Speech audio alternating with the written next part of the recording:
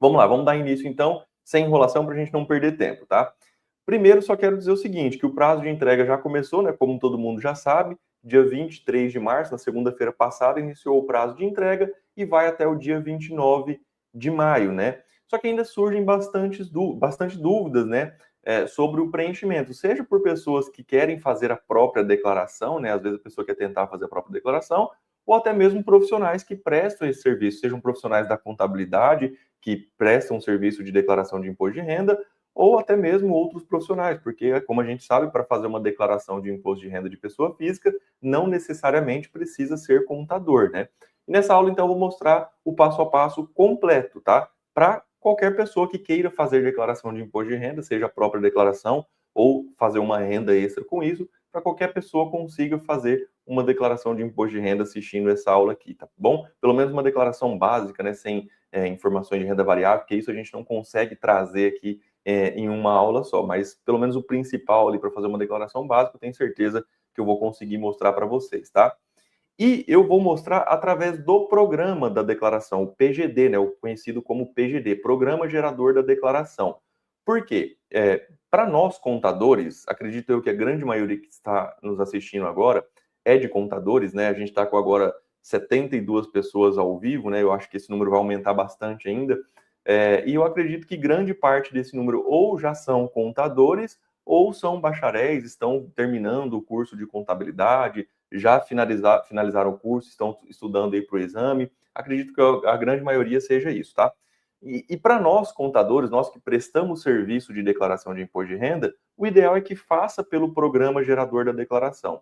Por quê? Primeiro que o programa você consegue fazer qualquer tipo de declaração. Lá através do meu imposto de renda, não. Existem algumas particularidades, tem alguns tipos de declaração que você não consegue fazer através do meu imposto de renda. No programa gerador, não, você consegue fazer tudo. Ainda que fosse possível também fazer tudo através do meu imposto de renda, no programa gerador você consegue ter um controle melhor daquilo que você está fazendo.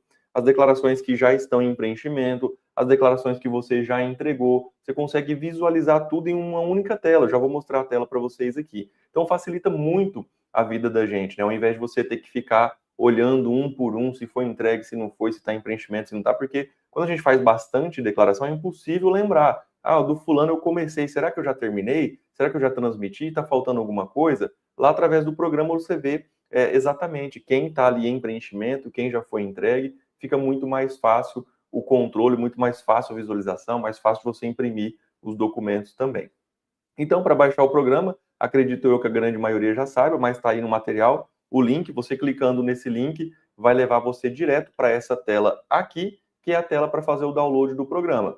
E aí, se você vai fazer uma declaração de imposto de renda do exercício 2026 referente ao ano calendário 25, é esse programa que você vai baixar. Ele vai estar em primeira tela aqui, né? O primeiro que aparece. Agora, se você for fazer uma declaração de anos anteriores, os programas estão mais abaixo aqui, aí você faz o download do programa conforme o ano que você vai fazer a declaração de imposto de renda. Estou dizendo isso, mas muita gente já sabe, mas é importante reforçar, porque eu já vi acontecer bastante. Chega um cliente para a pessoa que quer fazer uma declaração de imposto de renda lá do exercício 2023, que está omisso e deu pendência no CPF. A pessoa vai lá e faz a declaração utilizando o programa 2026. Imagina o problema disso. Vai preencher as informações que era lá do exercício 23, ano calendário 22, vai preencher no programa 26, que é referente ao ano calendário 25. Dá um problema danado, dá divergência, cai na malha fiscal, aí você tem que retificar a de 2026 e depois fazer a outra de 2023 também, vira um transtorno, né? Então, muito cuidado, baixar o programa do exercício correto. Se for do exercício agora 26, é essa aqui a primeira que está aparecendo, tá? E o programa é esse daqui, né? Não sei se todos já baixaram o programa, se todos já viram a carinha do programa, mas não mudou nada, né?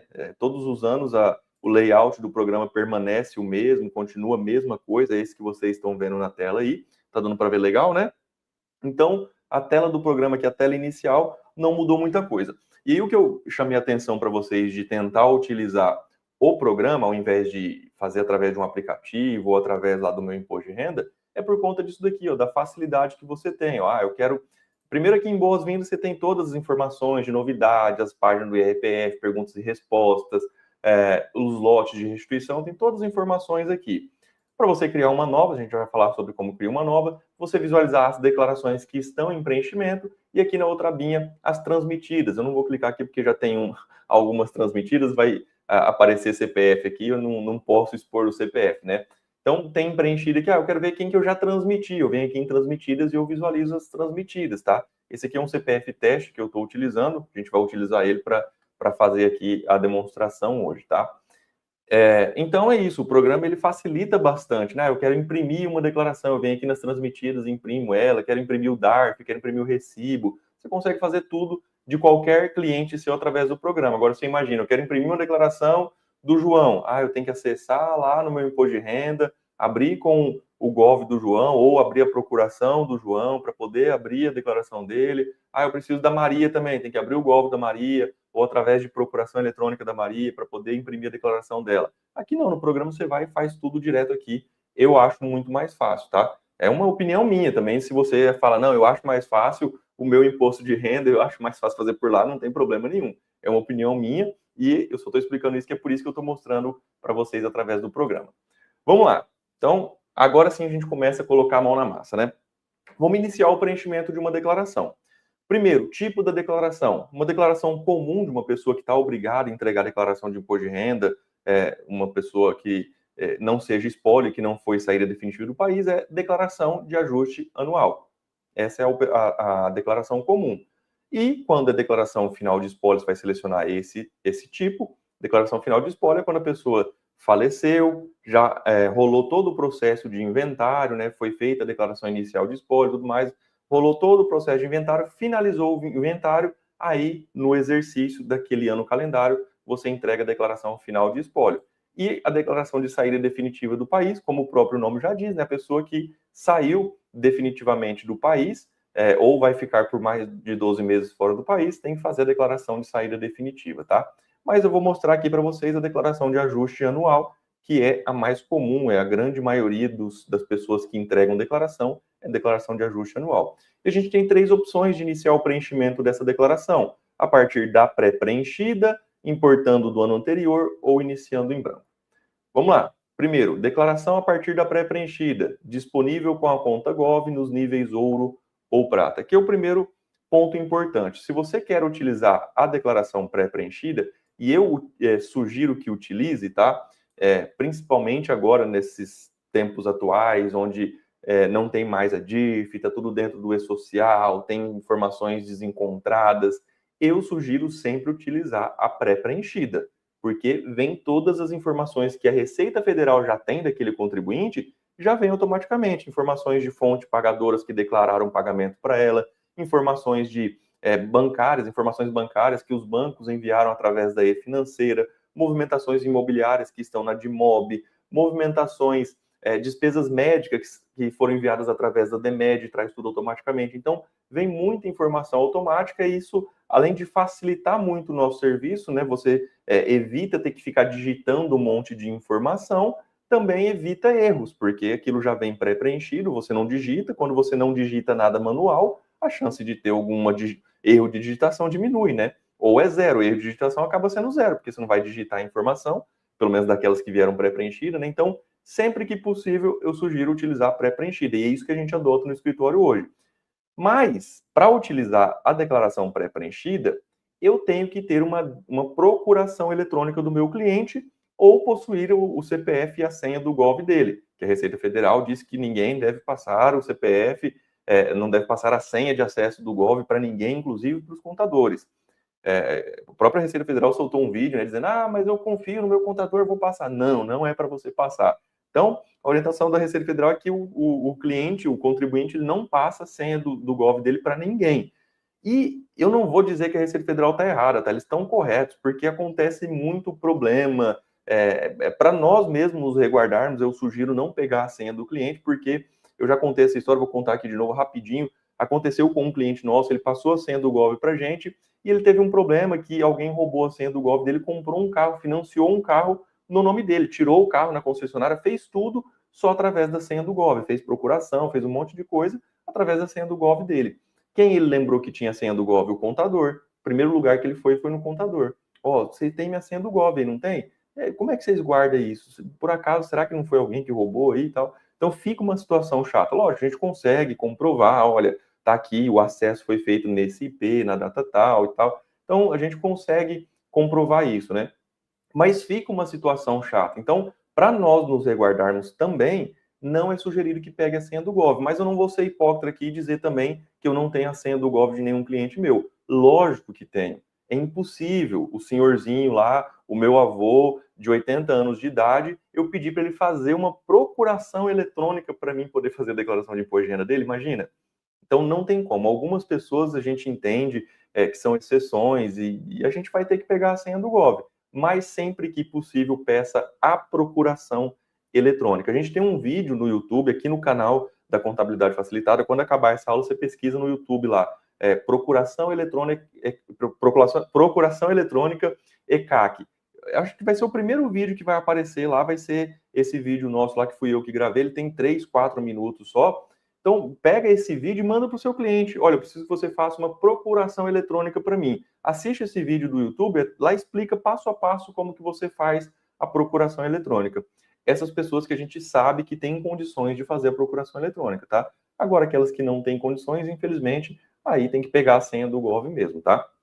Então, se você tem a senha do Gov do seu cliente, vai ser uma declaração própria, você vai dar OK. Quando pedir o CPF e a senha, você vai colocar o CPF e a senha do cliente.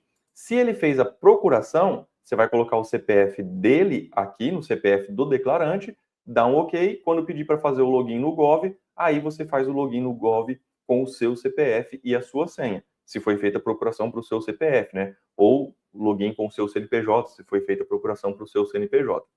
Beleza? Então, até aqui tranquilo, né? Essas informações aqui, acredito eu que todos já tenham conhecimento, é só para reforçar mesmo essa questão da pré-preenchida. A pré-preenchida está tendo muito erro? Sim, está tendo muito erro, mas ainda assim eu sugiro utilizar a pré-preenchida. Os erros que estão dando é ali, normalmente, mais na parte dos rendimentos tributáveis, né? As informações que estão vindo na pré-preenchida de rendimentos tributáveis não estão batendo com os informes de rendimento disponibilizados pelas empresas. Mas isso a gente já esperava, porque acabou a DIRF, não tem mais DIRF, a informação vai via REINF, via e-social, então tá desencontradas informações, né? Às vezes o PDF gerado não parte lá da mesma origem onde foi gerado o arquivo para transmitir para a Receita Federal, e isso já era esperado que daria esses erros, né? Mas não é só rendimentos que vem na pré-preenchida, tem um monte de outras informações, tá? Então, por mais que esteja tendo esses problemas, eu sugiro sim que utilizem a pré-preenchida. Professor, mas não consigo. O meu cliente ele não vai me passar a senha do Gov, ele não tem senha do Gov, ou ele não quer passar, e ele não sabe fazer procuração, não tem jeito de assistir o seu vídeo lá no YouTube e não consegue. Nesse caso, se não tem como, infelizmente você não vai poder utilizar a pré-preenchida. Aí você pode ou iniciar importando a declaração de 2025, se você tiver o arquivo da declaração do exercício 25, ou iniciando a declaração em branco. A declaração em branco aí realmente é sem nada. Você vai colocar o CPF e o nome e vai começar a declaração do zero, do absolutamente zero, só com o CPF e nome e tendo que preencher tudo manualmente, tá? Não está errado, você pode fazer, até porque tem a opção aqui, mas você faz a declaração meio que no escuro, né? Pode ser que o seu cliente te envie um informe de rendimentos de uma empresa e ele esqueça que ele teve um rendimento em uma outra empresa, por exemplo, que declarou que pagou isso para ele. Vai cair na malha fiscal, paciência, cai na malha fiscal, você vai ter que retificar, mas, infelizmente, se não tem outro jeito de utilizar a pré-preenchida, né? Outro problema de você fazer a declaração em branco, de você não ter a senha do Gov, de você não ter uma procuração do seu cliente, é que você não consegue acompanhar isso depois também, né? Se cair numa malha fiscal, como que eu vou verificar que caiu na malha fiscal? Qual que é a pendência? Eu só consigo ver isso através do portal do ECAC, ou com a senha do Gov do cliente, ou com procuração. Então, já para juntando tudo isso, por isso que eu peço sempre ou a senha do Gov ou a procuração sempre que possível, tá? Mas sim, não vou ser hipócrita de novo, dizer que lá no escritório a gente não faz nenhuma declaração iniciando em branco. Faz sim, em algumas situações não tem jeito mesmo, tá? Mas sempre que possível utiliza pré-preenchida. Beleza, essa é a forma de iniciar o preenchimento. Pré-preenchida, utilizando o arquivo do ano anterior ou iniciando em branco. Vamos supor que nós iniciamos em branco, para preencher tudo manualmente mesmo, né? Eu vou abrir essa daqui. Quando você inicia em branco, aqui tudo vai vir em branco, vai vir zerado, né? Então, essa parte de identificação do contribuinte, ela é mais simples, não vou entrar tanto em detalhes aqui, né? Nome, data de nascimento, esse aqui é um campo novo de informar a raça, a cor desse contribuinte, se ele quiser, não é obrigatório. Dados cadastrais, cônjuge, companheiro, se era residente no exterior, o endereço completo, natureza da ocupação. Que coisa simples, né? Não tem muito o que falar sobre esse campo de identificação do contribuinte. Se iniciou em branco, tem que preencher tudo manualmente. Se importou do ano anterior, vai vir as mesmas informações do ano anterior, só confirma se permanece a mesma coisa. Endereço é o mesmo, telefone é o mesmo, a ocupação é a mesma, só confirma. Se fizer a pré-preenchida, mesma coisa, vai vir as informações aqui preenchidas conforme está no ano anterior. Beleza? Então já vamos direto para o dependente aqui, né? A primeira ficha que tem aqui, identificação do contribuinte. Aqui não tem muito segredo, por isso que eu não vou entrar em muito detalhe para a gente não perder tempo com o que é mais simples, né? Que eu entendo aqui que são informações mais simples. Dependentes. Aqui já surge mais dúvidas, né, sobre dependentes. Primeira dúvida que surge bastante. Sou obrigado a informar o dependente? Não, ninguém é obrigado a informar nenhum dependente. Se eu tenho um filho, se eu tenho uma filha de até 21 anos, que é o que diz aqui que, desculpa, o que é permitido, né? Filho ou enteado até 21 anos, ou filho e enteada cursando nível superior, escola técnica de segundo grau, até 24 anos. Se eu tenho um filho nessa situação, eu posso colocar ele como dependente. Sou obrigado? Não, tá? Eu vou colocar quando? Quando for vantajoso para mim. Se eu tenho um filho que ele trabalha, ele tem o rendimento dele, ele teve lá um rendimento de 30 mil reais no ano, tá? Teve pouquinha coisa de imposto retido na fonte. Compensa eu colocar ele como meu dependente? Muito provavelmente não, porque esse rendimento que ele teve vai somar com o meu e vai dar imposto a pagar, vai aumentar o meu imposto. Então, normalmente não compensa. Ah, mas é um filho menor de idade, um filho que não trabalha ainda, esse filho tem bastante despesa médica, bastante despesa odontológica, aí nesse caso talvez compense. Então faça a simulação, eu sugiro sempre isso. Ah, mas e aí, compensa ou não compensa? Como que eu sei? Preenche, vem aqui e coloca, filho até 21 anos, CPF, data de nascimento, raça, cor, nome, e-mail, telefone e informa se mora com o titular da declaração ou não. Beleza? Preencheu tudo, todas as informações aqui, lança se ele teve rendimento, lança as despesas dele aqui em pagamento efetuado e você compara aqui as informações, o que deu de imposto a pagar ou restituir com o dependente e sem o dependente. Eu sempre sugiro dessa forma, é o jeito mais fácil de você verificar se compensa ou não colocar esse dependente. Eu coloquei o dependente esse ano, eu sou obrigado a colocar nos outros anos? É outra dúvida que surge bastante. Não, também não é obrigado. Eu posso colocar esse meu filho como dependente esse ano. Ano que vem, ele teve um rendimento lá em 2027, um rendimento tributável, não compensa eu colocar ele ano que vem. Beleza, eu tiro, não é mais meu dependente. E no outro ano, 28, já compensa de novo, que ele não teve mais rendimento. Opa, vou colocar de novo. Então, não é obrigado e também, depois que coloca primeiro, não é obrigado a sempre colocar, tá? É quando compensar mesmo. E outro detalhe importante é que só pode constar como dependente na declaração de uma única pessoa, tá? Então, se é pai e mãe, por exemplo, um dos dois que vai declarar ele como dependente, e não os dois. Não é permitido os dois declarar como dependente, apenas um dos pais que vai poder declarar como dependente. Certo?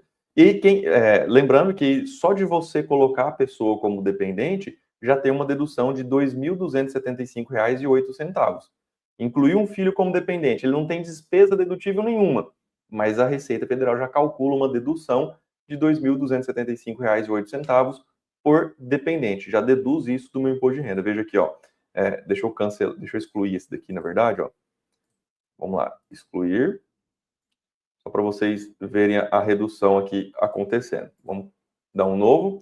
Vou colocar aqui um filho, né? Vamos ver primeiro o valor, deduções legais, né? Lógico que tem que ser por deduções legais, que vai calcular a dedução por deduções legais. Está dando um imposto a pagar de R$ 7.021,22.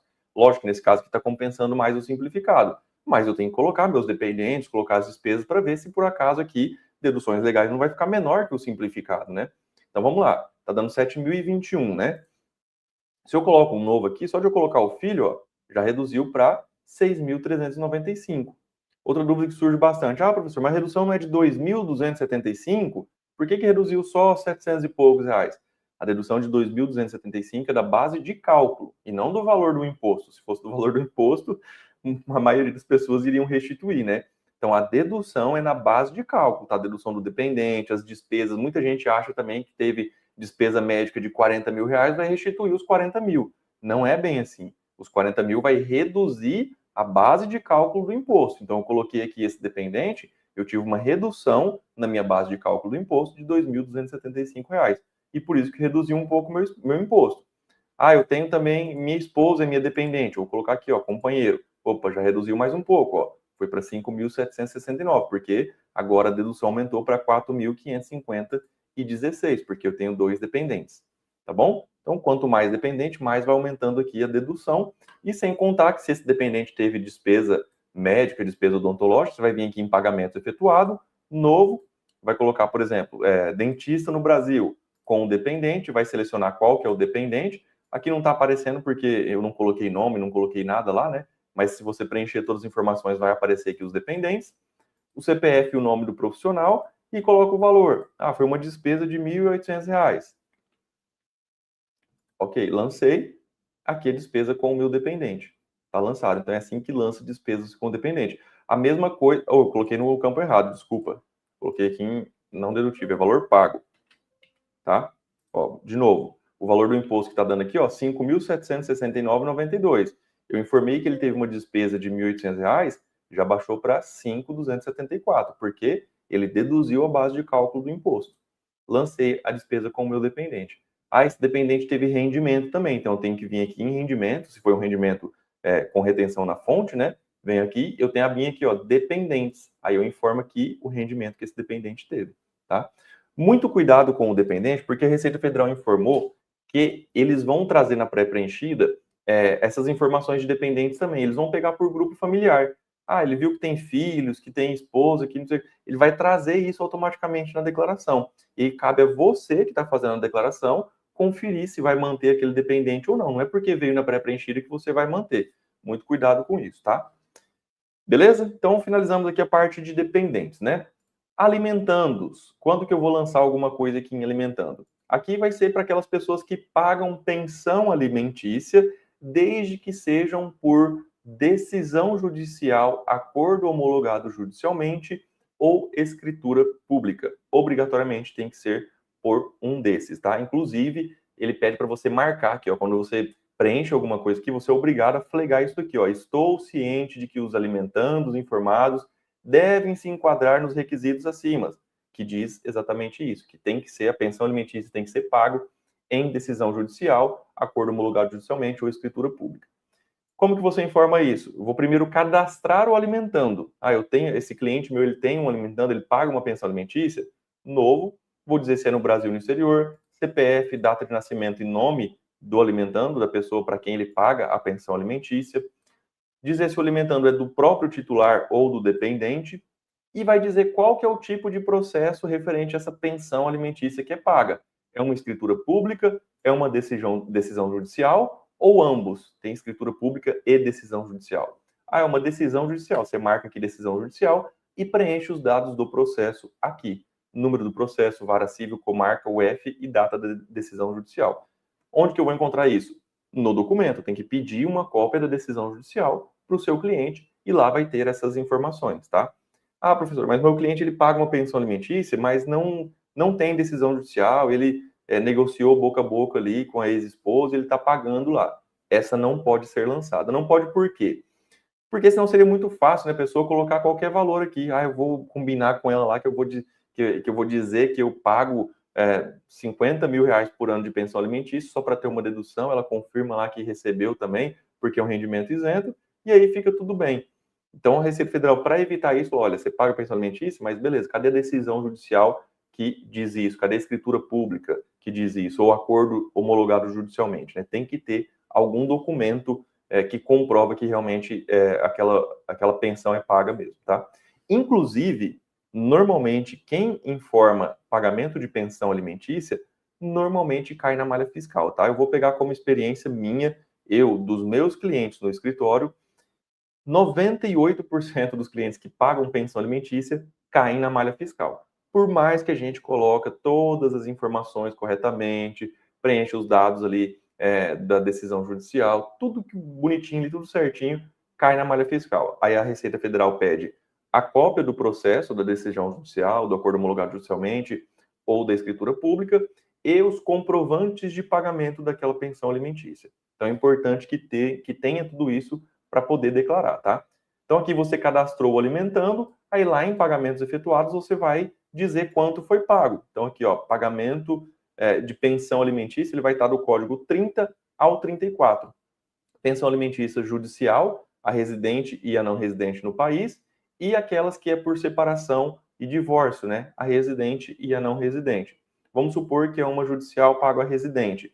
Vou selecionar qual que é o alimentando, né? Que eu cadastrei lá na ficha, e vou dizer o valor pago. Eu paguei R$12.000 de pensão alimentícia, R$1.000 por mês, dá R$12.000 no ano. Vejo que vai reduzir aqui o imposto a pagar de novo, ó. Foi para 2.441. E é por isso que a Receita Federal pede comprovação. Veja o tanto que reduziu. A pessoa que teria aqui um imposto de R$ 5.274,92, desconsidera aqui que está o desconto simplificado. Vamos supor que ele não tinha esse desconto simplificado, que estava alto aqui. Vamos supor que ele deveria pagar os 5.274. Só de informar que ele teve um pagamento de R$12.000 de pensão alimentícia, isso cai para 2.441. Tá? Mesmo se a gente considerar o desconto simplificado, ainda assim está menor que o simplificado. Já compensou mais eu utilizar deduções legais agora. Ó. Então, como reduz muito o imposto a pagar, ou aumenta muito o imposto a restituir, a Receita Federal pede comprovação disso. Normalmente, tem caído na malha fiscal as declarações com esse tipo de lançamento. Tá?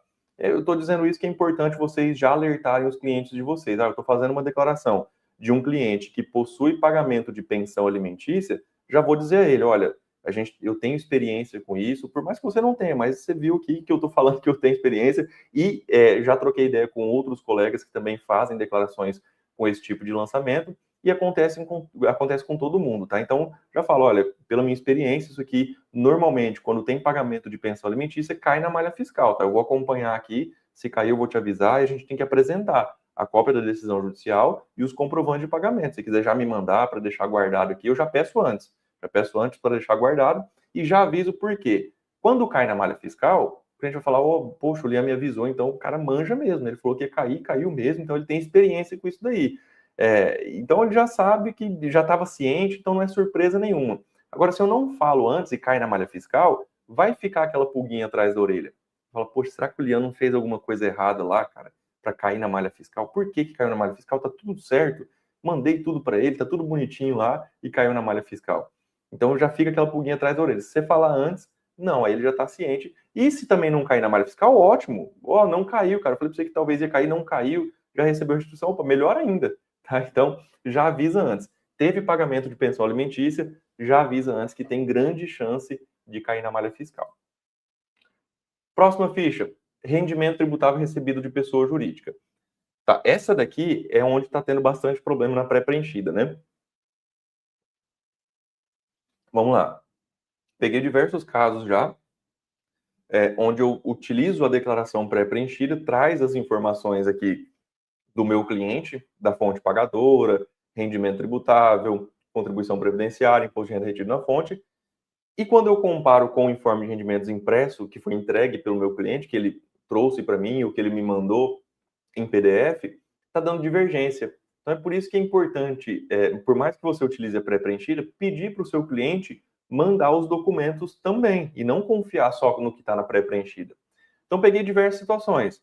O rendimento aqui estava 100 mil, no informe estava 80. O imposto de renda retido na fonte era 5 aqui, lá no informe estava 1.000.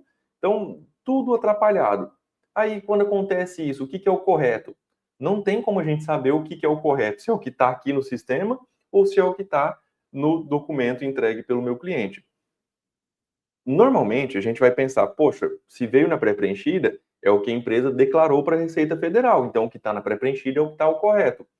Só que a empresa ela pode ter feito uma retificação naquela REINF, né, na entrega daquela informação, e só não atualizou ainda na Receita Federal. Quando eu fiz a pré-preenchida, isso não estava atualizado na base de dados da Receita Federal. A informação veio informação antiga, mas a empresa já fez uma retificação. E aí aquele documento que foi entregue ao meu cliente é o correto. Ou vice-versa. O que está na Receita Federal pode ser o correto e o que está no documento do meu cliente é o errado. Não tem como a gente saber. que eu estou fazendo nesses casos? Eu estou orientando o cliente, olha, está dando divergência nas informações, você tem que procurar essa fonte pagadora e pedir para eles verificarem o que é o correto. O correto é o que está no documento que eles entregaram impresso para você, ou o que está puxando na pré-preenchida, que é a informação que eles enviaram para a Receita Federal. Eles é que vão dizer qual é o correto, tá? Não tem como a gente adivinhar ou falar, eu vou colocar o que está aqui e vamos ver o que dá. Não, a gente tem que orientar o cliente, ele que tem que procurar a fonte pagadora, e quem vai dizer qual é o correto, se tem que corrigir alguma coisa ou não, é a fonte pagadora, tá? Eu estou, pelo menos no meu caso, eu estou fazendo dessa forma, só entrego a declaração depois que as informações estão batendo. O informe de rendimentos batendo com a informação que está na base de dados da Receita Federal, ou seja, aquilo que vem na pré-preenchida. Por quê? Se isso cai na malha fiscal, por divergência de informações, o que eu vou apresentar de documento? Sendo que o documento que eu tenho impresso está diferente do que eu entreguei, né? Então, não tem como a gente entregar com divergência, tem que pedir a correção antes, tá? Beleza? Então, aqui também não tem segredo. O preenchimento aqui, você vai colocar só CNPJ, em nome da fonte pagadora, e as informações, todas essas, é o que tem lá no informe de rendimentos, né? Lá vai aparecer bem detalhadinho qual que é o rendimento tributável, contribuição previdenciária, imposto de renda retido na fonte, 13º e o imposto de renda sobre o 13º. Ah, professor, mas eu não tenho a pré-preenchida, eu não tenho a senha do GOV, não tenho procuração. Pega o informe de rendimentos impresso e preenche conforme está no informe de rendimentos. Infelizmente, tem que aí essa sim você vai fazer no escuro, né? Eu chamo de fazer no escuro porque você não sabe se aquele informe de rendimentos realmente está certo, se aquela fonte pagadora entregou aquelas mesmas informações que está naquele informe de rendimentos impresso, se é aquilo mesmo que ela enviou para a Receita Federal. Mas aí já é problema dela, pelo menos você está fazendo conforme o seu cliente te entregou, que é conforme a fonte pagadora entregou para ele. Se cair na malha fiscal, aí você tem que dizer para ele, olha, você me apresentou o informe de rendimentos assim, eu lancei assim, mas caiu na malha fiscal lá porque a empresa declarou de outro jeito. Aí sim você vai ter que pedir para ele ir atrás da fonte pagadora para ver o que é o correto, para ver se você que tem que retificar a declaração ou se é a fonte pagadora que tem que retificar lá na REINF a informação que foi enviada. Maravilha? Beleza. E aí, rendimento tributável recebido de pessoa física / exterior. Lembrando que o nome aqui ele é meio confuso, porque aqui fala rendimento tributável recebido de pessoa jurídica. Então, para quem é leigo, quem vai fazer a primeira vez uma declaração de imposto de renda, acha que aqui vai lançar só o que é de pessoa jurídica. E não é, tá? O nome do campo, eu acho que é um nome errado, tá? Aqui o nome correto seria rendimento tributável recebido com retenção na fonte. Porque aqui entra também pessoa física. Tanto é que se eu dou um novo aqui, ó, ele pede CPF ou CNPJ da fonte pagadora. Então pode ser um rendimento recebido também de pessoa física, né? Então o nome aqui ele não é muito correto. Para quem é leigo e tentar fazer a primeira vez, vai falar, poxa, é um rendimento de pessoa física que eu tive. Então ele vai vir aqui, ó, opa, rendimento tributável de pessoa física é aqui. E não é. Aqui eu vou lançar só quando não tem retenção na fonte e quando tem retenção na fonte eu lanço aqui. Quando que eu vou ter um rendimento recebido de pessoa física com retenção na fonte? Por exemplo, se eu trabalho, eu, Lian Cavalim, trabalho para um produtor rural que é pessoa física. Aqui no Mato Grosso tem muito isso. O produtor rural é pessoa física, ele abre uma inscrição estadual na Cefaz, como pessoa física mesmo, e exerce a atividade rural dele como pessoa física.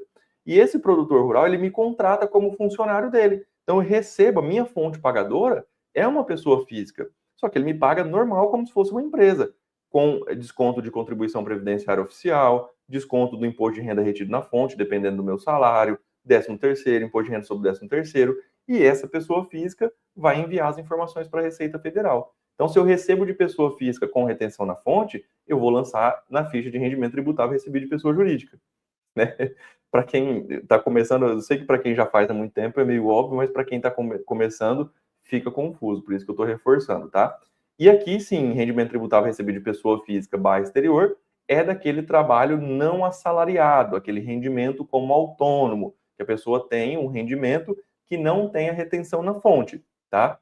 Médicos, dentistas, advogados, contadores mesmo, que prestam serviço como pessoa física, profissional autônomo, pessoa física, esses, eles têm o rendimento deles sem a retenção do imposto de renda na fonte. Então, eles têm que lançar tudo aqui através dessa ficha. Ou, dependendo, se esse rendimento for acima do limite de isenção do imposto de renda, ele tem que lançar via Carnê-Leão mensalmente e ele pode importar os dados do Carnê-Leão por aqui, tá? Então, se foi acima do limite de isenção, lança via Carnê-Leão. Abaixo do limite de isenção, eu posso vir aqui, dar um novo e lançar por aqui. Isso mês a mês. Todos os rendimentos que ele recebeu em janeiro, fevereiro, março, isso eu vou lançando mês a mês, CPF por CPF. Por isso que a declaração de um profissional autônomo ela é muito mais complicada de ser feita, né? Se eu pego a declaração de um dentista que teve lá 20 pacientes por mês, eu tenho que vir aqui mês a mês e fazer 20 lançamentos diferentes, que eu tive 20 CPF para lançar aqui. Então o trabalho é muito maior, além de que eu tenho que lançar também, além dos rendimentos recebidos, o livro caixa, né? As despesas que esse cliente teve dessa atividade dele para abater na base de cálculo do imposto de renda. Então, é muito mais trabalhoso, tá? Tem que cobrar um pouco a mais para fazer esse tipo de declaração. Então, aqui você lança os rendimentos do trabalho não assalariado, aquele que não tem retenção na fonte, e aqui você ainda tem a opção de lançar aluguéis recebidos, outros rendimentos, aí é qualquer outra coisa que não entra nem como rendimento recebido de pessoa jurídica, com retenção, pessoa física com retenção, não é trabalho não assalariado, qualquer outra coisa, tá? Sei lá, Receita dá uns exemplos de eu fiz empréstimo e recebo o juro de empréstimo que eu fiz. É um rendimento que eu tenho. É outros rendimentos, tá? Não se enquadra em nenhum dos outros. Qualquer outro rendimento que a pessoa tenha, vai lançar aqui, tá? E tudo que eu vou lançando aqui, ele vai aumentar o meu imposto a pagar, porque tudo que eu lanço aqui não teve imposto de renda retido na fonte. Ah, eu recebi, por exemplo, 50 mil reais de aluguel. Olha lá, meu imposto já foi para 19 mil, porque eu não paguei imposto sobre esse aluguel, tá? Se eu não fiz lá o Carnê-Leão, não paguei o imposto mensalmente, vai aumentar o imposto a pagar, tá? Isso para qualquer um desses rendimentos que eu lançar. Mesma coisa, exterior, previdência oficial, se a pessoa, esse profissional autônomo paga uma previdência oficial, se ele paga o INSS, se ele contribui com o INSS, você vai colocar o valor da contribuição aqui. Se tem dependente, se ele pagou pensão alimentícia, e o livro caixa, como eu falei, que são as despesas da atividade dele, e se ele já pagou o imposto de renda referente a essa atividade via Carnê-Leão, vai lançar o valor pago aqui nessa coluna. Beleza? Essa é a ficha, então, de rendimento tributável recebido de pessoa física.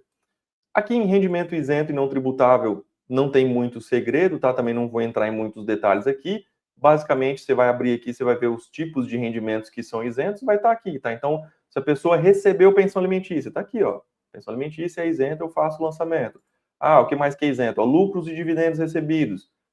Esse ano não entra aquela questão de acima de 600 mil no ano vai ser tributado. Não, isso aí é tudo para o ano que vem, tá? Então, agora, exercício 26, referente ao ano calendário 25, os lucros e dividendos que foram distribuídos lá em 2025, tá? Que foram distribuídos em 2025, eles são isentos ainda, 100%, independente do valor.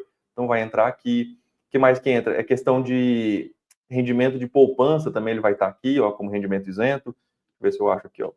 Poupança aqui, ó. Rendimento de caderneta de poupança. E o lançamento é muito simples, vai colocar o beneficiário, a fonte pagadora e o valor. Não tem muito segredo, não vou entrar em muito detalhe aqui. Mesma coisa do sujeito à tributação exclusiva definitiva, são menos tipos ainda, né? Rendimento de aplicação financeira, juros sobre capital próprio, participação nos lucros e resultados, o PPR das empresas, né? O PLR, prêmios líquidos obtidos em loteria de aposta de cota fixa. Isso aqui é novo, foi incluído recentemente pela Receita Federal, ou outros rendimentos. Só para explicar o que é sujeito à tributação exclusiva / definitiva. Isso aqui é um rendimento que a pessoa paga imposto de renda sobre isso, só que ele é definitivo. Eu paguei aquele imposto, ele não entra mais para cálculo aqui no ajuste anual. Recebi participação nos lucros e resultados da minha empresa. Recebi lá 100 mil de PLR. Desses 100 mil, foi retido imposto de renda na fonte. Vamos supor que reteve lá 20 mil reais de imposto de renda. Beleza, paguei o imposto de renda, eu paguei porque foi descontado lá do que eu tinha a receber, era 100 mil, eu recebi 80. 20 mil foi pago de imposto de renda. Eu vou lançar aqui o valor que eu recebi, ó, os 18 mil. Eu recebi 18 mil. E aqui, independente do valor que eu colocar, veja que ele não vai mudar o valor do meu imposto a pagar. E ele nem quer saber o imposto que foi retido na fonte. Por quê? Ele não entra para cálculo no ajuste anual. A tributação dele é definitiva, é exclusiva na fonte, tá? Esse é o detalhe aqui desse rendimento. Exigibilidade suspensa, também não vou entrar em muito detalhe porque é muito raro acontecer, mas só para vocês entenderem, é quando a pessoa entra com um recurso, com um processo para isenção do imposto de renda por algum motivo específico, aquele processo ele está em andamento e enquanto o processo está em andamento, a exigibilidade do imposto ficou suspensa. Não quer dizer que ele é isento, está suspensa a cobrança, tá? Então ele está tendo o rendimento dele ali com o imposto suspenso. Depois que finalizar o processo, se realmente era isento aquele imposto, beleza, vai permanecer isento. Se era tributável, aí tem que fazer o ajuste. Mas isso aqui é só nessas situações específicas que vai utilizar, tá? É muito raro utilizar esses casos aqui. Eu realmente tenho anos que eu não vejo alguém que tem esse tipo de rendimento, mas pode acontecer, né? Rendimento recebido acumuladamente. Esse aqui tem muitas nuances, muito detalhe, tem que tomar muito cuidado. Esse aqui já é um pouco mais comum acontecer. A pessoa, quando ela, vamos supor que ela trabalhou de carteira assinada no ano de 2019 até 2023.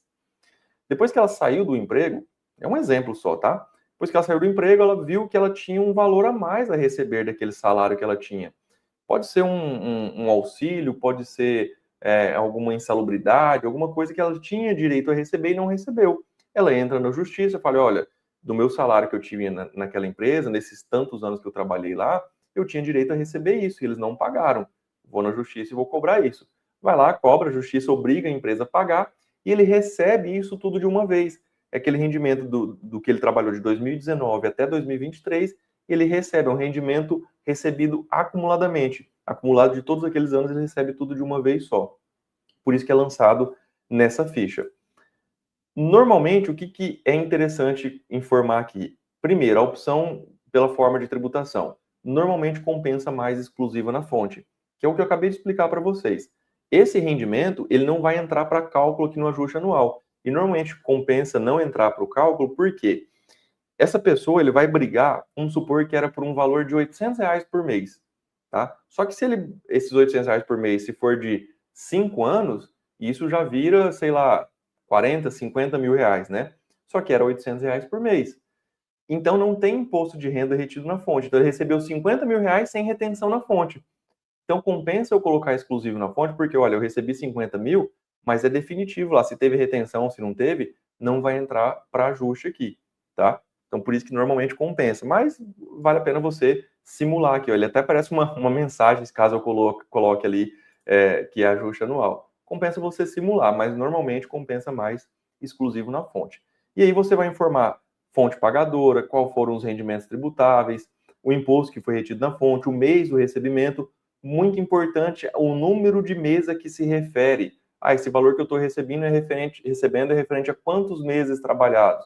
É referente a 20 meses, 50 meses. É importantíssimo eu colocar o número de meses aqui. E aí faz o lançamento, tá bom? Então, esse aqui é o rendimento recebido acumulado. Imposto pago retido, caso a pessoa pagou algum imposto separado, né? Paguei imposto complementar, gerei um DARF lá e paguei imposto complementar, paguei imposto no exterior, que mais? Imposto no exterior, temos aqui também o imposto de renda retido na fonte, no caso de rendimentos, aqui tem os rendimentos aqui, cadê? De renda variável, eu lanço aqui também. Então, tudo que ele pagou de imposto, paguei de imposto de renda, que não consta em nenhum dos outros campos. Se é um imposto que eu tive, que eu paguei, né, que foi retenção na fonte, por exemplo, ele já está aqui. Então, isso aqui já está lançado. É imposto que foi pago, cadê? Estamos aqui, pago retido. Imposto que foi pago e que não consta em nenhuma das outras fichas que nós já vimos, tá? Pagamentos efetuados, aquilo que a gente já falou, né? Questão de dependentes, alimentando, e os pagamentos do próprio contribuinte, é lançado tudo por aqui. Também a gente não tem tempo para ficar falando sobre cada uma das despesas, né? Mas, como eu disse, despesas médicas, odontológicas, despesa com instrução, tudo é dedutível, deduz da base de cálculo do imposto. Doações efetuadas, se a pessoa fez alguma doação, isso aqui é para quem doou, eu doei alguma coisa no ano de 2025, eu vou informar aqui o que eu doei. Eu posso ter doado doações aqui de incentivos, né, que são dedutíveis, ou doações que não são dedutíveis, né, outras doações, doações de bens indiretos, doações em espécies, que não são dedutíveis. Tem algumas doações que são dedutíveis e outras não. Tem a opção de você fazer doação diretamente na declaração também, né, que é quando a pessoa opta aqui por deduções legais, ela pode doar parte daquele imposto, até 3%, para o Estatuto da Criança e do Adolescente e até 3% para pessoa idosa, pode fazer doação diretamente pela declaração. Ficha de bens e direitos, aqui sim eu queria dar uma atenção especial, tá? Aqui na ficha de bens e direitos, beleza, acho que a grande maioria já sabe, né, que tem que lançar todos os bens que a pessoa possui, quando é bem imóvel, independente do valor, tem que lançar qualquer um. Se são bens móveis, veículo, moto, também é obrigado a lançar, independente do valor. Então tem que fazer os lançamentos aqui dos bens. Uma coisa que pouca gente faz é analisar a evolução patrimonial do cliente. Por exemplo, eu vou lançar aqui essa pessoa, ele tinha um bem imóvel, que é uma casa. Não vou colocar as outras informações para a gente não perder tempo, tá? Ele tinha uma casa no valor de 500 mil reais. Tinha em 31 de dezembro de 2024 e terminou o ano de 2025 com essa mesma casa. 500 mil reais. Beleza, aqui, certo, lancei a casa desse cliente. E ele comprou em 2025 um carro. Então vamos lá. Bens móveis, veículos, renovando o veículo, coloca a descrição do veículo e tudo. Então aqui em 31 de dezembro de 2024 ele não tinha, ele comprou em 2025. Então aqui fica zerado, ele comprou em 2025. Vamos supor que ele pagou à vista. O cara tinha lá um dinheiro, tinha uma grana e ele pagou 200 mil reais nesse carro à vistinha. Então eu já lanço o valor total, porque está pago, está quitado. Então ele teve uma evolução patrimonial, esse contribuinte, de 700 mil reais. Se é só isso aqui o lançamento, se ele não tem mais nada para lançar, ele evoluiu o patrimônio dele, ele aumentou o patrimônio dele em 200 mil reais. Ele tinha 500 mil de patrimônio, passou a ter 700 mil. Beleza, ele pode evoluir o patrimônio dele, mas será que ele tem renda suficiente que cubra essa evolução patrimonial? Então você tem que analisar, vamos ver o que ele teve de rendimento tributável. Opa, 65 mil de rendimento. Tem rendimento tributável de pessoa física aqui? Não tem nada. Ah, rendimento isento? Tem mais 6 mil aqui, pouca coisa. Mais 18. Então, soma ali todos os rendimentos tributáveis, menos as despesas que a pessoa teve, e vê o que sobra. Sobrou 200 mil realmente para justificar essa evolução do patrimônio? Nesse caso aqui, não, né? Se a gente somar tudo o rendimento ali, desconsiderando as despesas ainda, não dá nem 100 mil. Então, como que uma pessoa que não teve nem 100 mil de rendimento no ano, evoluiu o patrimônio em 200 mil reais, né? Tá errado, alguma coisa não está fechando. Ou ele teve mais rendimento, ele omitiu o rendimento, e o que pega é isso, a Receita Federal entende que é isso, que ele está omitindo o rendimento. Ou ele recebeu uma doação e esqueceu de lançar na ficha aqui de doação de rendimento isento, que é uma doação recebida, é um rendimento isento, a gente tem aqui, ó, doação, transferências patrimoniais, doações e heranças. Ó. Se eu recebo uma doação, ela é isenta do imposto de renda. Eu tenho que lançar aqui. Eu recebi esses 200 mil reais, foi uma doação. Aí sim, opa, beleza, agora está aqui, ó. Teve esse rendimento isento de 200 mil que cobre a compra aqui do carro no valor de 200 mil reais. Aí beleza, tá? Mas se não tem nada disso, aí fica errado, aí é necessário pelo menos alertar o cliente. Fala, olha, você não tem rendimento. E eu vou atrás mesmo, eu pergunto, falo, olha, você aumentou o seu patrimônio em 200 mil reais, mas a sua renda foi 60 mil. De onde veio esse dinheiro? Eu falo na lata mesmo, eu preciso que você me fale, não tem como, eu sou seu contador, e é isso que a Receita Federal vai te perguntar se por acaso sua declaração cair na malha. Então eu estou fazendo o papel da Receita Federal aqui, tá? Não vem me questionar, não vem me julgar porque eu estou te perguntando isso, não é por curiosidade, não. Eu quero saber para a gente poder declarar certo no seu imposto de renda. E normalmente tem mesmo alguma coisinha que a pessoa esqueceu. Esse dia eu peguei um cliente que era até o contrário. O contrário também a gente tem que analisar. Ele tinha aqui, ó, deixa eu tirar esse veículo aqui, ó, vamos excluir esse daqui. Vocês entenderam quando aumenta, né? Ele tinha uma aplicação. Ele tinha aqui, por exemplo, ó, vamos colocar poupança mesmo. Ele tinha uma aplicação de uma poupança de 200 mil reais. E era mais ou menos esse valor mesmo. Ele tinha 200 mil reais em 31 de dezembro de 2024, 31 de dezembro de 2025 zerou. E sumiu esse dinheiro. Ele tinha um patrimônio de 700 mil, reduziu para 500 mil reais. Fui lá e perguntei, olha, você tinha uma aplicação de 200 mil reais, sumiu esse dinheiro, o que você fez com esse dinheiro? E tem que ser assim mesmo a pergunta, infelizmente, não tem como, a gente tem que saber. E realmente, ele tinha adquirido um terreno, deu entrada lá num terreno, que era em condomínio fechado, um terreno muito caro, e ele deu uma entrada nesse terreno e comprou uma moto grande também, e não tinha me falado. Então, vejam, se eu não questiono, se eu não faço análise da evolução patrimonial, iam ficar esses bens sem ser lançados. Então, tem que analisar a evolução patrimonial, tanto se ela aumenta e não é compatível com o rendimento, como também quando ela diminui demais e não tem entrada de bens, como, por exemplo, o caso que eu acabei de falar para vocês, né? Agora, se ela tem lá, 10 mil e zerou esse investimento, era 5 mil e zerou, aí eu nem questiono, porque beleza, 5 mil a pessoa faz uma viagem e gasta os 5 mil, né? Agora 200 mil é muita coisa. ela gastar os 200 mil reais assim em um ano, mesmo tendo rendimento e torrar os 200 mil que tinha na aplicação, tem que torrar bastante, né? Então, por isso que normalmente é aquisição de um bem, e por isso que a gente questiona. Então, muito cuidado, bens e direitos, façam a análise da evolução patrimonial, tá? É o que eu sempre digo, declaração de imposto de renda não é só sair preenchendo as informações, a gente tem que analisar também.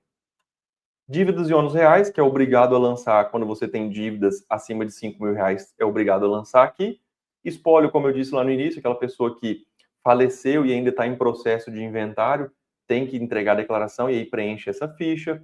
Doações a partidos políticos, quando vai importar alguma informação, seja de carnê-leão, seja de informe de rendimento ou de plano de saúde, você importa por aqui. E por último, verificar erros aqui. Tem um monte de erro porque eu fui preenchendo sem lançar nada de informação, né? Por isso que tem um monte de erro, tá? A gente tem outros grupos aqui, que é atividade rural, ganho de capital, renda variável, resumo, mas isso aqui, infelizmente, a gente precisaria pelo menos de umas 24 horas aí seguidas para falar sobre tudo que é possível. Tanto é que dentro do IRPF de AZ, lá na Escola Contábil, se eu não me engano, tem mais de 30 horas de aula, né? Eu posso confirmar depois, mas eu acho que é isso. Então, é muita coisa. Para a gente falar sobre tudo, é muita coisa. O que eu queria trazer para vocês era pelo menos o básico, né? Que é o que eu trouxe, os rendimentos, bens, falando sobre pagamentos, alimentando dependente, que é o que acontece mais corriqueiramente, né? Não é todo mundo que tem atividade rural, não é todo mundo que tem ganho de capital, que tem renda variável, isso aqui é um pouco menos comum. Mas o que é mais comum, o que é mais corriqueiro, eu trouxe para vocês. E já quero pedir aqui, antes da gente responder as perguntas, se você está gostando da aula até aqui, se você ficou aqui, até aqui, está gostando da aula, já deixa o joinha aqui, ó, deixa o joinha no vídeo, dá o like aí para ajudar a gente a chegar para mais pessoas também, tá? Vou ver os comentários, perguntas aqui. Eu gosto desse momento, gosto de responder as perguntas de vocês. Não ficou muito tempo para a gente responder, mas vamos lá, vou responder o máximo possível que eu conseguir aqui. Deixa eu pegar aqui, tentar responder as anteriores também, não só as últimas, tá? A primeira que temos aqui é da Júlia. Toda declaração precisa da senha do Gov? Não, Júlia. Eu acho que eu respondi depois a pergunta dela, né? Já deve estar respondido, mas só para resumir, precisa da senha do Gov ou de procuração, caso você vai fazer a pré-preenchida. Caso contrário, se você não vai utilizar a pré-preenchida, você pode iniciar a declaração em branco. Aí não precisa da senha do Gov nem de procuração, tá? Vamos lá. A Magda. No caso, nunca declarei e esse ano preciso fazer devido a um fato gerado no ano de 2025. O programa correto a ser baixado é o 25 ou 26? 26, tá, Magda? Se o fato aconteceu em 2025, o ano calendário é 25. Então, você está fazendo a declaração do exercício 26, que é referente ao ano calendário 2025. Então, você vai baixar o programa IRPF 2026. E é comum essa dúvida, tá? Isso aí acontece muito, essa dúvida, causa muita confusão. Eu confesso, eu também, que quando... porque eu iniciei minha carreira não na contabilidade, né? Eu iniciei dentro do departamento fiscal de uma multinacional, não era contador, era só administrador, e era um terceiro que fazia minha declaração. Eu tinha muita confusão com relação a isso também, não entendia nada. Mas depois que a gente pega a prática ali, pega o jeito, fica mais fácil. Só você entender que o que aconteceu, no ano que aconteceu, é o ano calendário. Então, no seu caso, ali, aconteceu em 2025, é o ano calendário. Então, se o ano calendário é 25, o exercício é o ano seguinte, é o 26. Vamos lá, a Márcia. Boa noite, Márcia. Estou fazendo minha declaração e percebi que este ano deu a pagar. Queria saber se houve alguma mudança quanto aos valores de plano de saúde, pois percebi que não abateu muito. Magna, não. Com relação à dedução, né? Acho que a pergunta dela é com relação a isso. Se mudou, se tem limite para dedução, não tem, tá? Despesas com plano de saúde, despesa médica, despesa odontológica, tudo isso não tem limite. Se você teve uma despesa de 100 mil, de 200 mil, de 500 mil reais com plano de saúde, com médico, vai abater tudo isso, tá? É ilimitado. A única coisa que tem limite é a despesa com instrução, que está o mesmo limite de muitos anos, acho que 3 mil e alguma coisa, não me lembro de cabeça. Mas despesa com plano de saúde não tem limite, tá bom? Aí tem que analisar. Eu sugiro você pegar lá no resumo, lá embaixo ali onde a gente estava mostrando, tem uma parte de resumo da declaração. Lá você consegue ver exatamente qual foi o rendimento tributável, o que está deduzindo, qual é a base de cálculo. Aí você consegue analisar, talvez comparar com a do ano passado, tá? O que aconteceu. É Juliene, é isso, eu acho, né? Quando não saiu ainda o inventário. Exemplo, minha avó faleceu faz 4 anos, mas como tem uma herdeira especial, está na justiça ainda, só faz a declaração quando terminar o processo. A declaração final de espólio, sim, tá? Mas se tem bens a inventariar, tem que ir entregando as declarações intermediárias de espólio. O que é a declaração intermediária de espólio? O tipo lá é de ajuste anual, normal, só que lá na natureza da ocupação vai ter uma natureza da ocupação de espólio.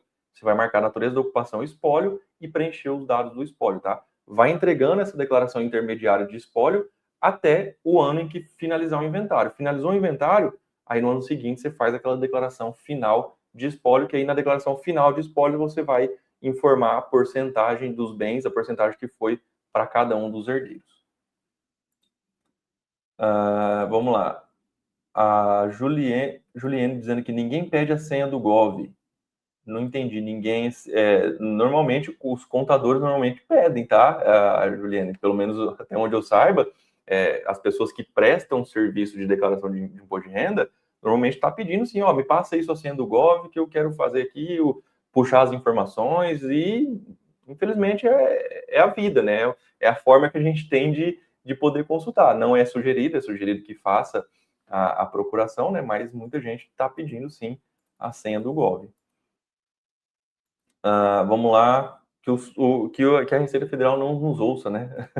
Receita Federal, nós contadores não pedimos a senha do Gov para nenhum cliente, tá? Isso não pode acontecer, é só procuração eletrônica. Vamos lá.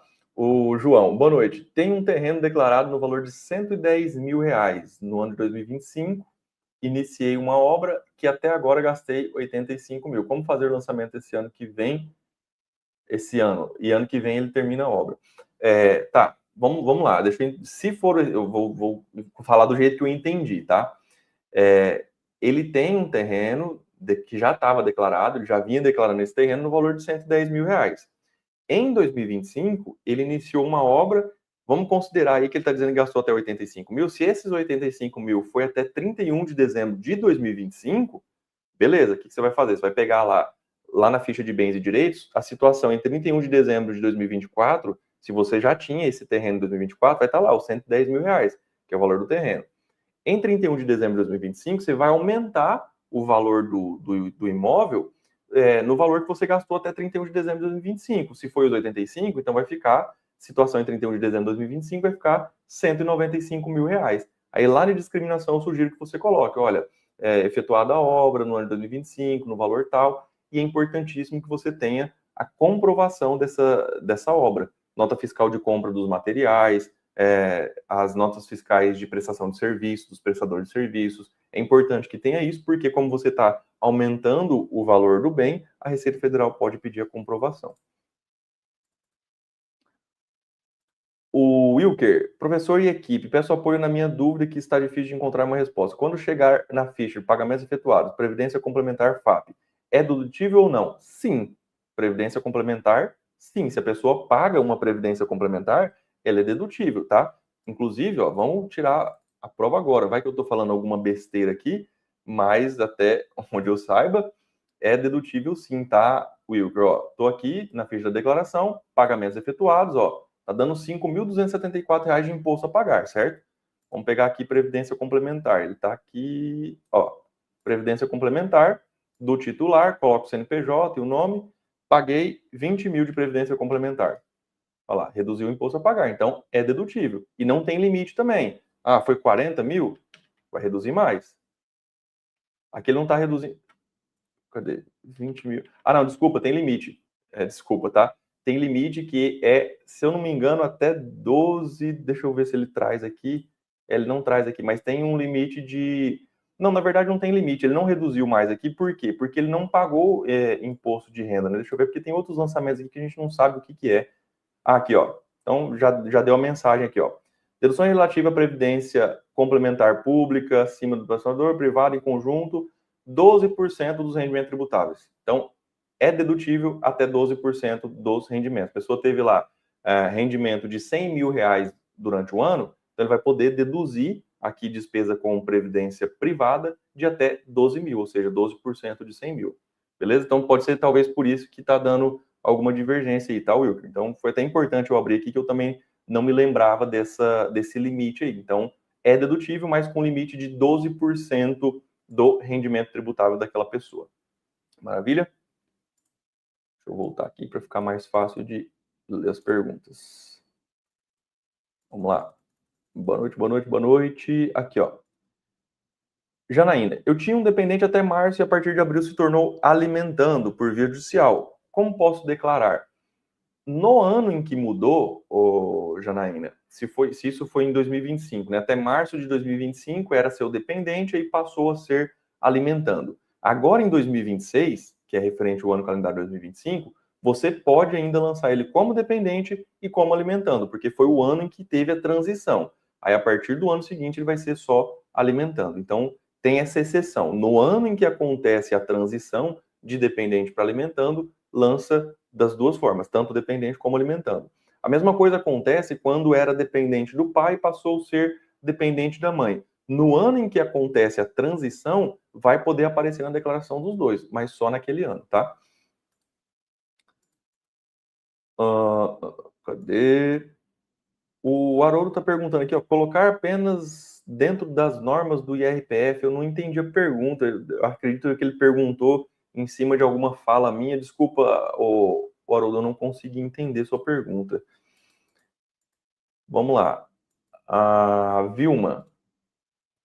Boa noite, Vilma. Uma dúvida. Como fazer para resolver no final do informe da empresa consta como núcleo familiar do trabalhador os dois filhos, o cônjuge e a ex-cônjuge. Isso pode ser ajustado? Também não entendi essa pergunta. Se está aparecendo só o núcleo familiar, beleza, não tem o que lançar ali na declaração de imposto de renda, não. Tá? Você pode colocar como dependente, se for dependente, se não for, não coloca, se compensar, coloca. Agora, se está aparecendo alguma informação lá de pagamento de plano de saúde, alguma coisa, tem que entender melhor o que está constando ali, esse núcleo familiar, o que está constando nesse informe de rendimentos que eu não entendi muito bem. O que vem lá no final, lá naquela parte de dados complementares do informe de rendimentos, normalmente o que aparece é despesas, por exemplo, com plano de saúde. Ah, eu paguei plano de saúde e vem valor do titular e valor do plano dos dependentes, né? Valor do plano do filho, da esposa, dos outros filhos. Agora vem informação do cônjuge, ex-cônjuge, esse que eu não consegui entender bem.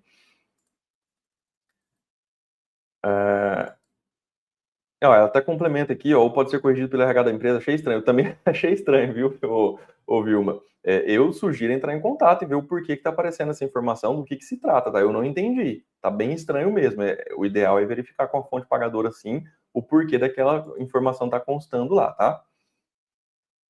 Mais uma aqui, ó. Laila, as despesas de saúde dos dependentes é obrigatório recibo do Receita Saúde? Sim, se for uma despesa com um profissional pessoa física, eu fui num médico que é pessoa física, ele exerce a atividade dele como pessoa física, como autônomo, é obrigatório que ele tenha emitido Receita Saúde, tá? Obrigatório, é só o Receita Saúde que aceita. Aquele recibinho papel não existe mais, não é mais aceito, tá? Ou se for uma empresa, eu fui numa clínica, que é um CNPJ, ela presta serviço como clínica, então vai ser uma nota fiscal de prestação de serviço, e não recibo. O Haroldo aqui, ó, existe informe de rendimentos sobre o GPS da minha esposa autônoma. Sobre o GPS também. Pelo que eu entendi, ele está dizendo aqui que a esposa é profissional autônoma e ela paga a guia do INSS mensalmente, né? Ela vai lá e gera a GPS lá mensalmente e faz aquele recolhimento mensal. Haroldo, eu não me recordo, não me lembro agora de ter uma forma de você gerar, ele quer gerar esse informe com os valores pagos durante o ano, seria isso, né? Eu não me recordo de ter isso, tá? Mas se não tiver, é só somar os valores pagos durante o ano, tá? Eu paguei lá todo mês. Normalmente o valor que paga mensal é o mesmo, né? Ou a pessoa contribui pelo teto, ou contribui por um salário mínimo. Normalmente contribui com o mesmo valor. Então pega lá o valor que pagou mensalmente, multiplica por 12 é o valor pago no ano. Não tem necessidade de ter esse informe, não, tá? Mas pode ser que tenha, eu que não tenho conhecimento, não sei dizer mesmo. Vamos lá. Eunice. Se a pessoa faleceu, deixou bens, foi feito inventário, não foi feita a declaração de espólio, quais as complicações?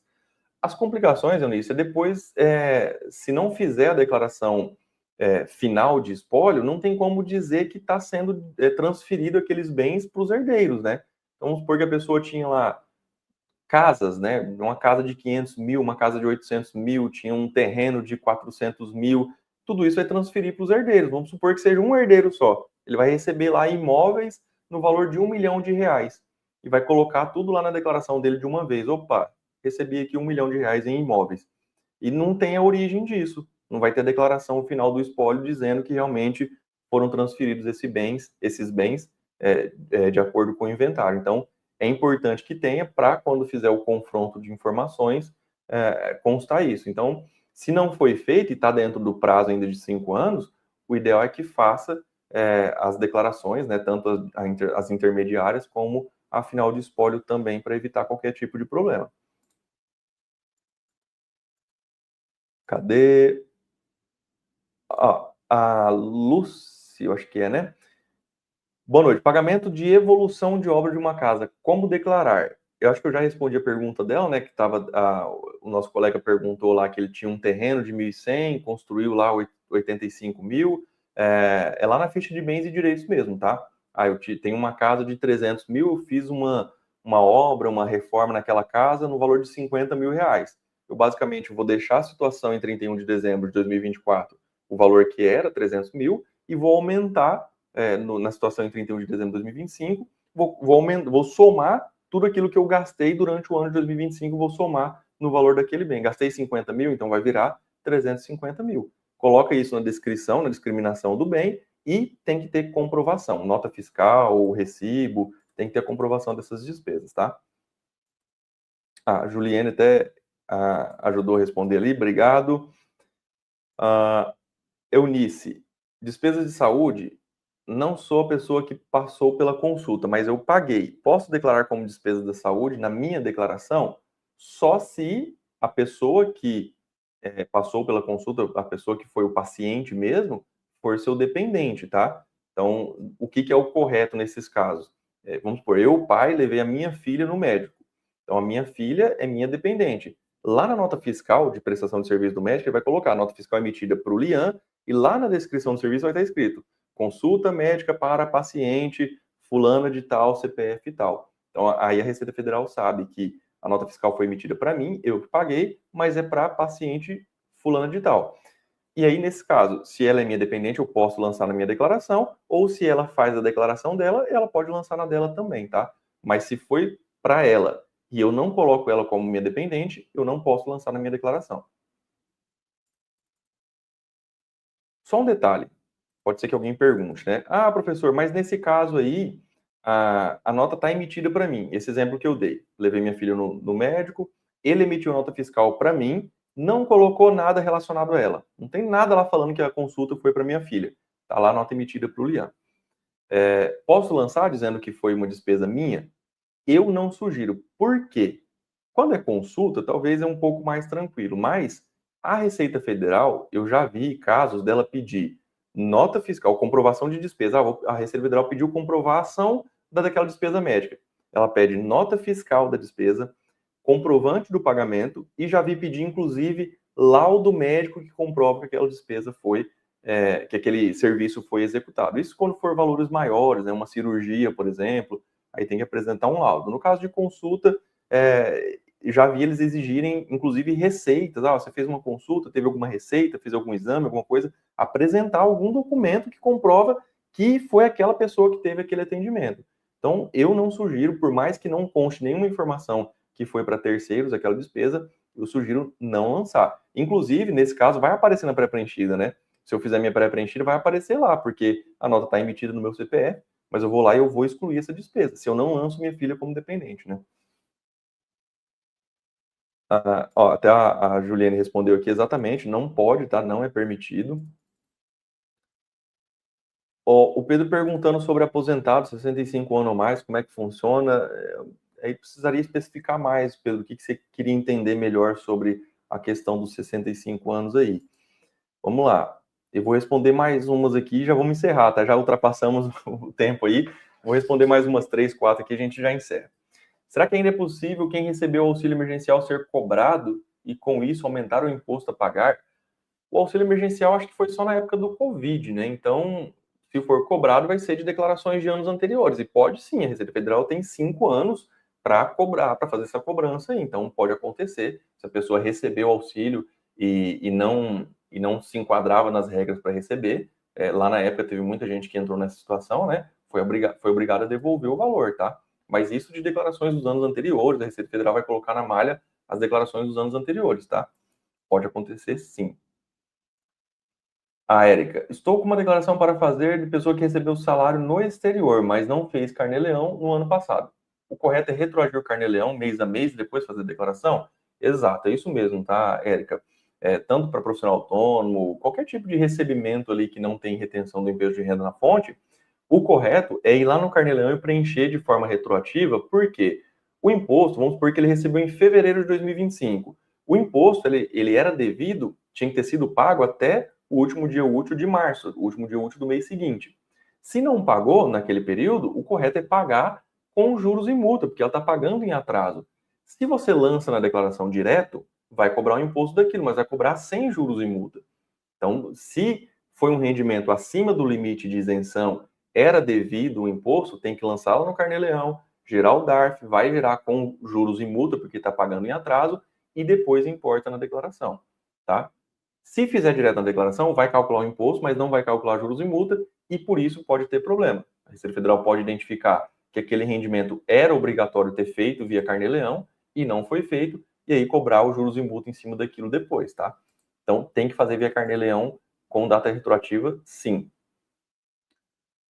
Mais uma aqui, ó. A Bruna.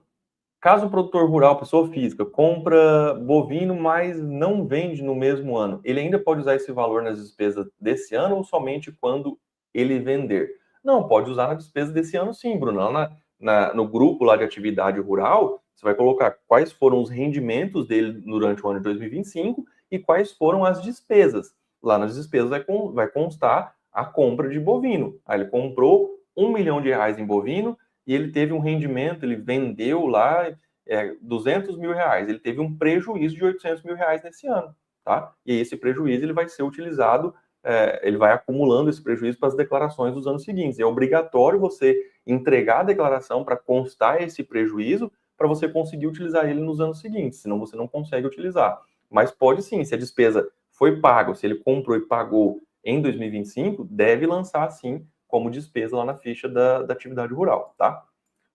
Vamos lá, vou responder a última aqui para a gente poder encerrar. Na verdade, aqui eu ia responder a do Wilker, que eu já respondi, né? Com relação lá aos pagamentos efetuados, a questão de previdência ou complementar. Então, vou para a próxima aqui para a gente finalizar. Professor, quando o informe de rendimento do ECAC não bate com o valor no informativo do imposto de renda recebida da empresa, qual o valor correto a ser declarado? Essa eu também já respondi, né? Ele perguntou bem antes, ó, foi ela, na verdade, a Thaís. Então, essa eu já respondi, né, Thaís? Quando dá divergência, o correto é orientar o cliente para procurar a fonte pagadora e dizer, olha, está dando diferença.